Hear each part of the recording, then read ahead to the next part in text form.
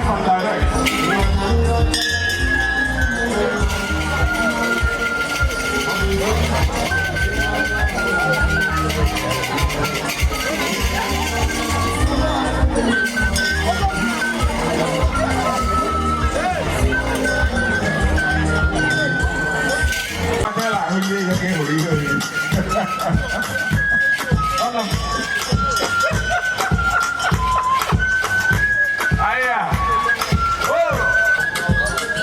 Yes. Gorilla gang can everything man now when we get back. Yes, sir. I see honorable young.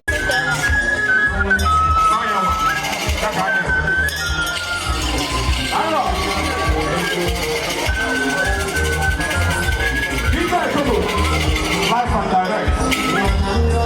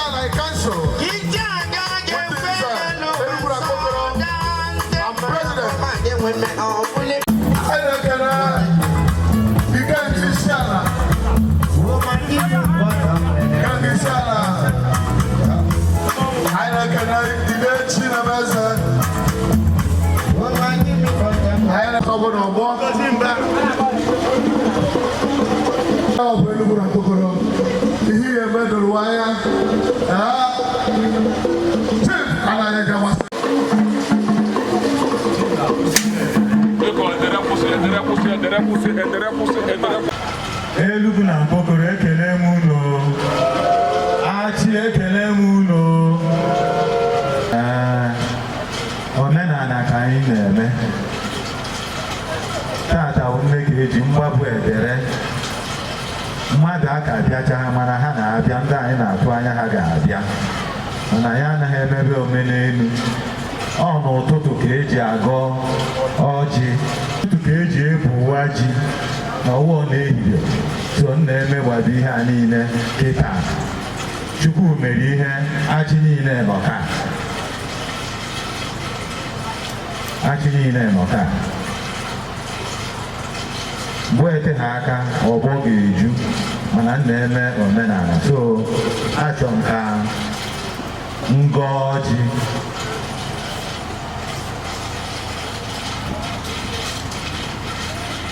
iko na-eji m ọjị n'aka onye ekele Chineke Olisa Chineke nkere anyị niile n'ọka mgbe ọ na-asị ka Chineke gozie mmadụ niile, gozie ọjị a na-awa n'aha Chineke.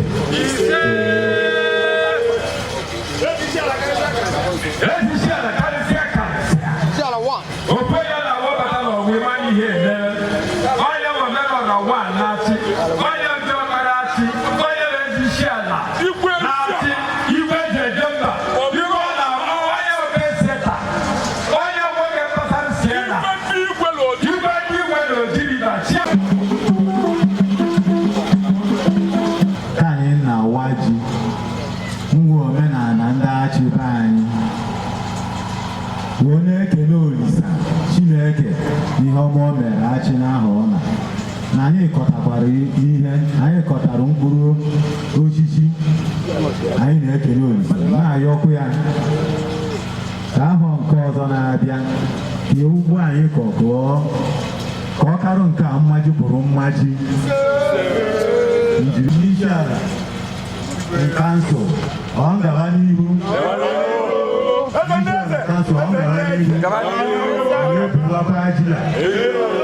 ekele Chineke nna maka aha achị anyị isi ihe awụ omenala anyị na anyị ga na-eri ya kwa ahọ.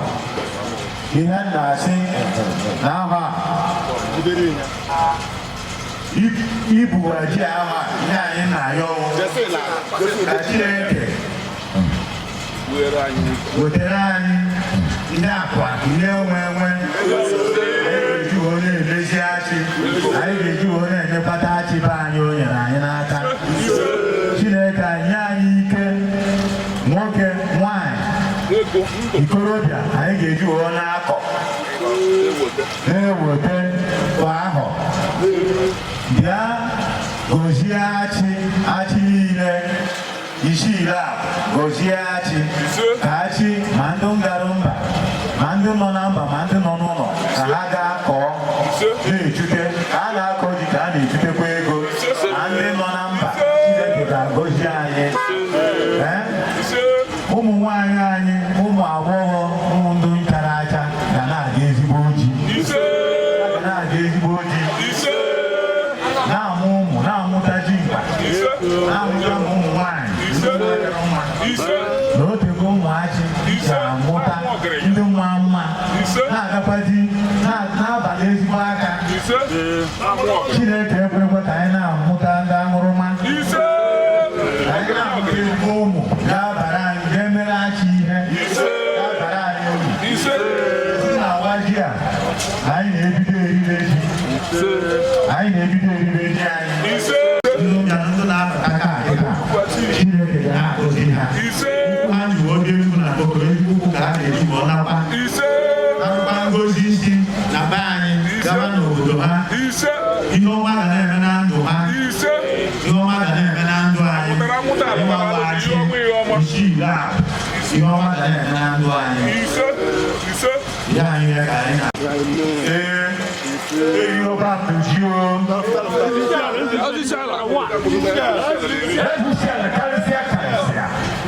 Number one.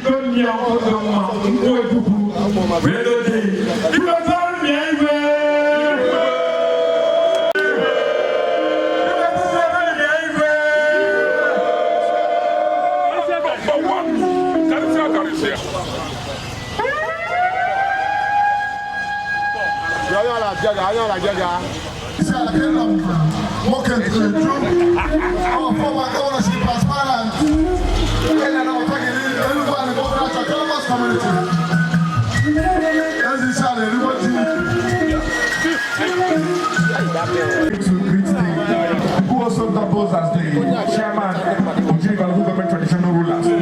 Because I am the commissioner for culture and tourism in law. Yes, kind of a VIP.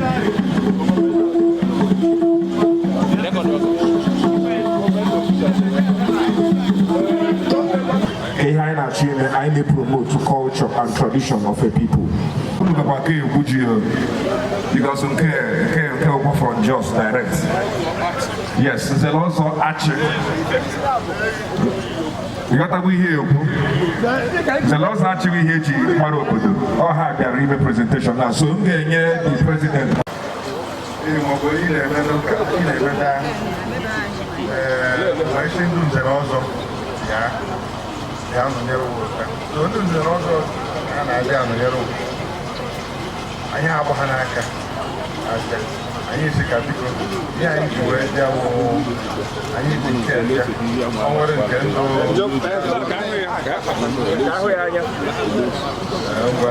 ụmụ nwaanyị jebe na ọnwụ nke erukwu unu ọgwụkwa na ike edu unu na ha bịa ka ọ dị so ihe a na-eme tata bụ ihe cultural activity and in compliance anyị na-eme ihe ziri ezi anyị na-eme ihe obodo nwetara ihe anyị na-eme ihe culture anyị chọrọ ka emee so anyị wee sị anyị na-abịakwa anyị asị ịhụ ka mgbe ji akọtara na-achị ka ọha ha ọgọ ha onye nkwu na ọ kọtara ụdị anya kwuo anyị nwere ike ahụ nka ndị Hausa nke mana ohe na-esochi anyị batara nwunye nke ndị achị akụrụ mma ewu nke ndị achị anyị na-achị biko isi ala jidekwa ka iji irugo anyị na-ekele ọnwụ ọdụ izu every year a na-eme ụdị ihe a anyị na-achịkwa mgbe ọnwụ nakwa ị na-achị anyị nyerewa aka anyị enyerewa aka n'ụzọ nke anyị biko ndị mbịarịba anyị na-ekele unu kelechie unu ike ka unu na-anakwa unu na-anụ udo biko isi ala karịa karịa isi ala karịa karịa Enugu na Mkpokoro kwelu Enugu na Mkpokoro kwelu Achi niile kwezuolu nzere ọzọ ihe eji mara Igbo. I'm proud of ndị nzere ọzọ Achi abụgo n'ihe unu nwere bụ na-enye unu ikwe ekele. Culture of people's way of life, and of course today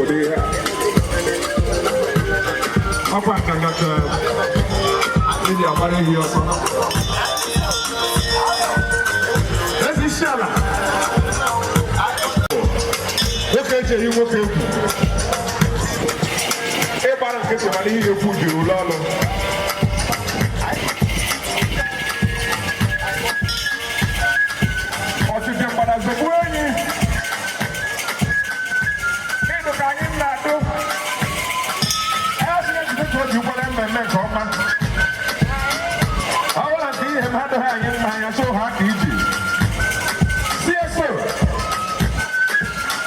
Level is here. $90 at all. In the cabin. Higher.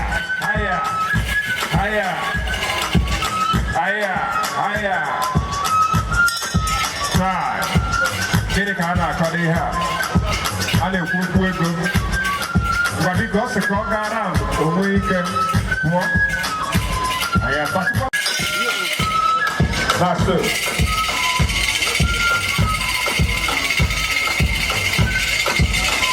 You don't know how to tell her who you can read.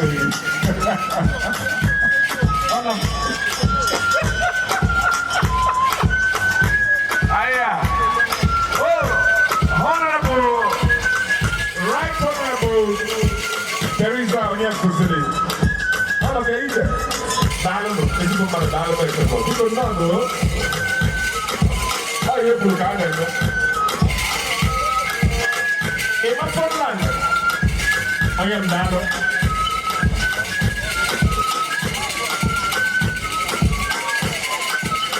You guys come with life and direct. I want to get one also. This is the arrival of Honorable Sir Ojiriva of an Federal constituency, Engineer Anayo Onwebu Omihebigi. Yes, sir. I now say, Honorable, you're welcome. Said Ramosia, you're welcome, sir. Thank you very much. Because you are a VIP. Yes.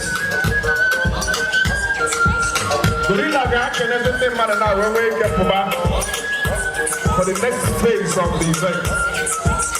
Thank you.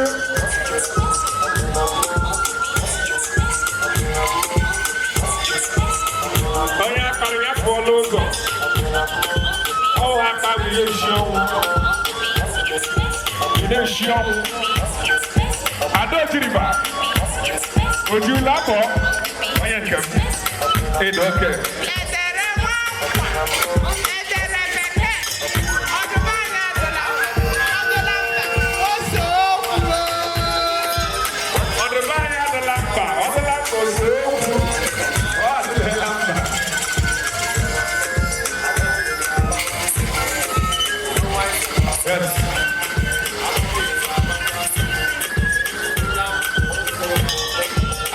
For all our media partners for today, Yahama Multi Digital. I'm going to get a crew member singing. That is so much.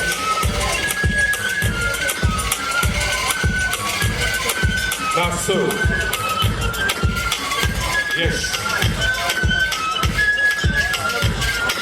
Gorilla Gary connected man with the way to makes it. I'm going to back to the event, the Bible. Yes. Yes. On Gorilla. Because I come up. I gonna perform now for one time. That's so. Educative, thank you very much. Educative Entertainment. We need to get settled with you.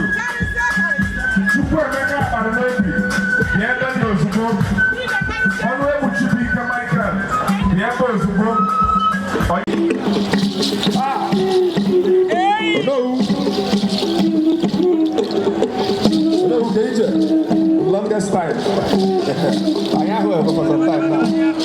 Then, well done, eh?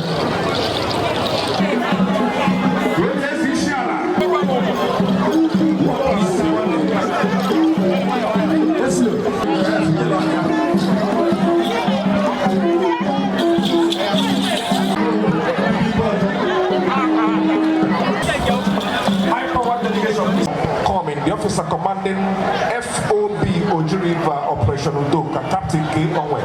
Thank you very much.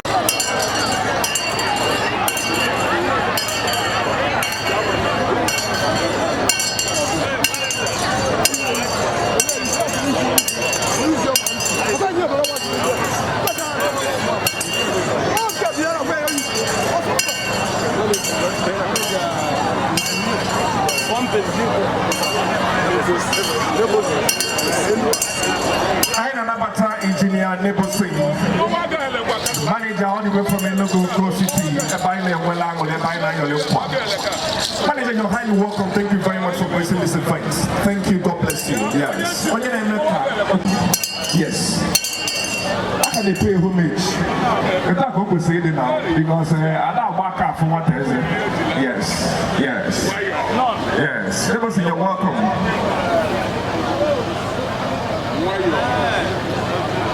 Yes, thank you very much, Engineer Neverson. Yes. Engineer, you look outside in Ken, Maponi Abo, you can just go with Thomas Yadro, reaching in Yanando. Oh, come on, like that. Our Engineer Neverson, no more. In Azu, Bobby Leben, Aboni Abu, to just Munyami Yanando, you can just go with the Umakadero. Yes, what come on, you go to Nomua. They go to Ihuan Yaha. And the go share the PG about fuel. It go hanging. Unabo won't go. Is she quick at the Walla country? The one of Bomia can be so lady. Shadow one young, that's all. Generosity. Dalo meters or Dalo. It's okay, see me above Nadia. If only one would be got each from a new one. Remember, I know more wine, my phone wine.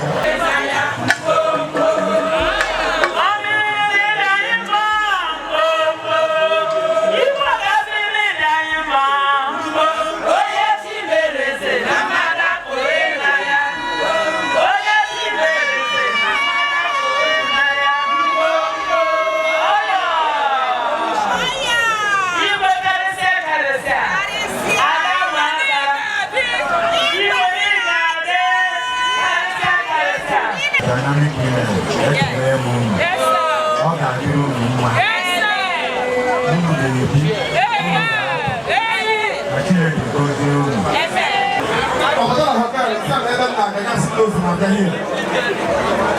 Who like to say Balime? Let us use the one we know. What are they all laugh for? Oh, when you look key like I'm.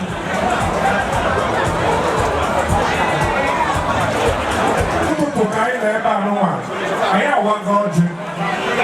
Here, one but toxic demands like not the one citizen of the dream of the work here. Not to be a measure. Therefore, one more